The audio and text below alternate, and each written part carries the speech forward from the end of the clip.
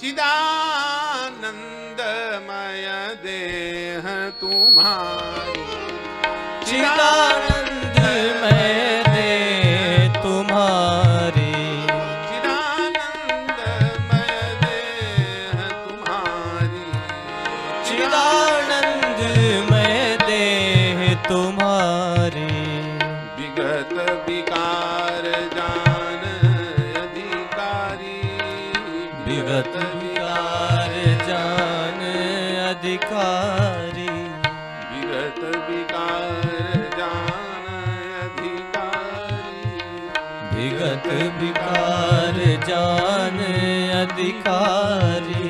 हाँ चिदानंदमय देह तुम्हारी, चिदानंदमय देह तुम्हारी। ये राम जी का विग्रह चिदानंदमय। अब आप बोलोगे महाराज ये कौन सा नया शब्द बोल दिया आपने, हमको तो समझ नहीं आ रही बात। चिदानंदमय देह क्या होता है और पंचभौतिक देह क्या होता है, अंतर समझाइए। तो भाई अंतर तो समझाना ही पड़ेगा जब बोल दिए हैं तो। क्षिति जल पावक गगन समीरा, पंच रचित अति अधम शरीरा। जो शरीर अति अधम हो वो पंचभौतिक। हमारा शरीर कोई महत्वपूर्ण थोड़ी है, मनुष्य शरीर कोई महत्वपूर्ण नहीं है, मनुष्य का भाग्य महत्वपूर्ण है।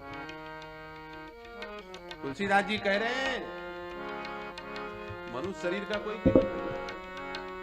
बड़े भाग मानुष तन पावा, बड़े भाग मानुष तन पावा, सुर दुर्लभ सद ग्रंथन गावा, सुर दुर्लभ सब संतन गावा। बड़े भाग, शरीर को महत्व नहीं दिया, भाग को महत्व दे रहे हैं।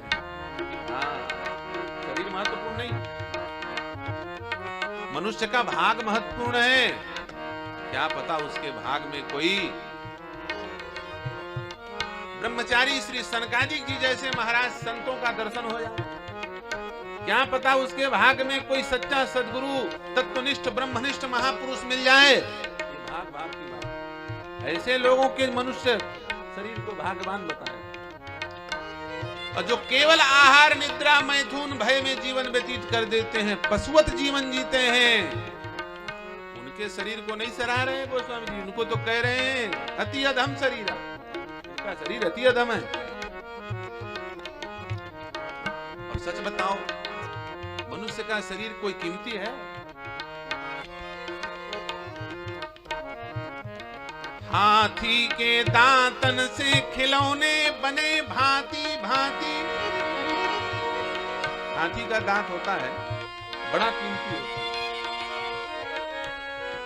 एक एक करोड़ के खिलौने बनते हैं, डिजाइन बनते हैं, आकृतियां कलाकृतियां बनाई जाती हैं, मिलता नहीं, ढूंढे हाथी का दांत।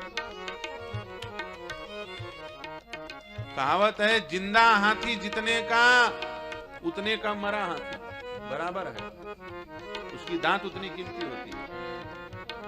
और सच बताओ 70 साल वालों जितने बैठे हो, दांत तो टूटा ही होगा एक आठ ठो। एक दांत लेके चले जाओ सोनी जी की दुकान में और बोलो 5 पैसा में खरीद लो इसको, हमारा दांत है, 60 साल हमारे साथ रहा, 65 साल हमारे साथ रहा, ये दांत है, ले लो सोनी जी। बताओ सोनी जी लेंगे कि देंगे?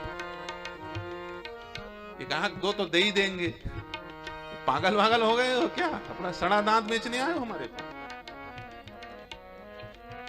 हाथी के दांतन से खिलौने बने भांति भांति, गेंडन के छाला सैनिक उड़ में लगाते हैं, बाघन के छाला मन भावत शिव शंकर को, बकरी के छाला से पानी भर लाते हैं। पुराने समय में सैनिक लोग युद्ध में जाते थे तो गेंडे का छाल लगाते थे, भाला बर्छी तलवार बाण अंदर न घुस जाए, कवच बनाया जाता था। बाघांबर भगवान शिव को प्रिय लगता है, संतों को प्रिय लगता है, तपस्वियों को प्रिय लगता है। और पहले जब ये ट्यूबवेल का समय नहीं आया था, पंप का समय नहीं था, तब बकरी के खाल से रहट चलाई जाती थी। बकरी के छाला से पानी भर लाते हैं, ये सबका कीमत था। ये तबले में लगा है बकरे का छाला, बड़ा कीमत है इसका। और सच बताओ, हमारे छाल को कोई कहे कि जूता बनवा लो, बनेगा? मनुष्य का खाल एको कौड़ी का है। गेंडे का छाल कीमती, बाघांबर कीमती। हालांकि उनको बेचना खरीदना असंवैधानिक है, अपराध है, लेकिन कीमती तो है ही है। लेकिन मनुष्य का शरीर आप देख लो, दांत को देख लो, खाल को देख लो, कोई कीमत नहीं। लेकिन फिर भी मनुष्य शरीर महत्वपूर्ण। कारण क्या? कहते अलमस्त रास राम के भजन बिना, मानुष को तन कछु काम नहीं आवत है। मानुष को तन कछु काम नहीं आवत है। बाकी शरीर कितने कीमती क्यों ना हो, लेकिन उन शरीर से राम जी का नाम नहीं लिया जा सकता। राम जी का नाम तो केवल और केवल मनुष्य शरीर से लिया जा सकता है। इसलिए यह शरीर बड़ा भाग्यशाली है। बड़े भाग मानुष तन पावा, बड़े भाग मानुष तन पावा। सुर दुर्लभ सद ग्रंथन गावा, सुर दुर्लभ सद ग्रंथन गावा। क्षिति जल पावक गगन समीरा, क्षिति जल पावक गगन समीरा। पंच रचित यति अगम शरीरा, पंच रत्न गगन समीरा। ये अधम है, ये परिवर्तनशील है, जन्म जरा व्याधि से ग्रसित होने वाला है।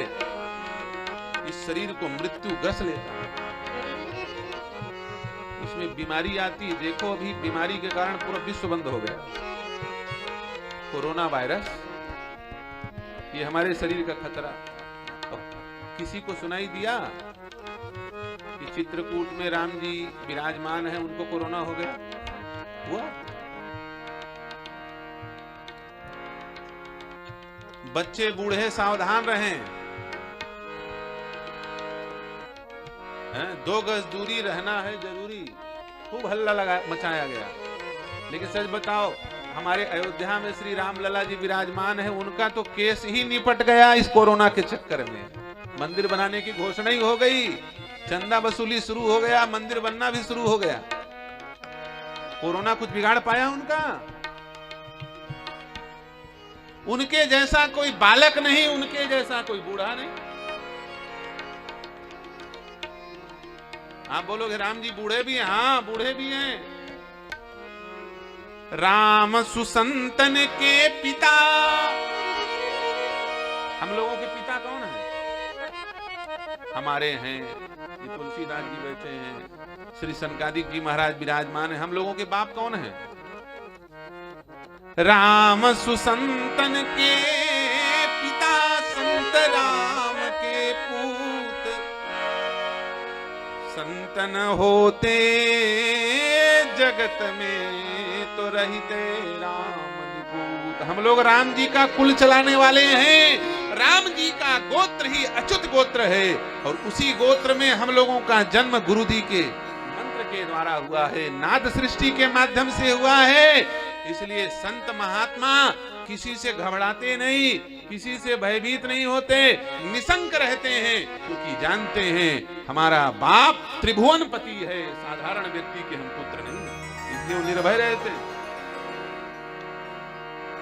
संत महात्मा कौन है? बोले राम जी के वंशज है। राम सुसंतन के पिता, संत राम के पूत। संतन होते जगत में रहते राम निपूत।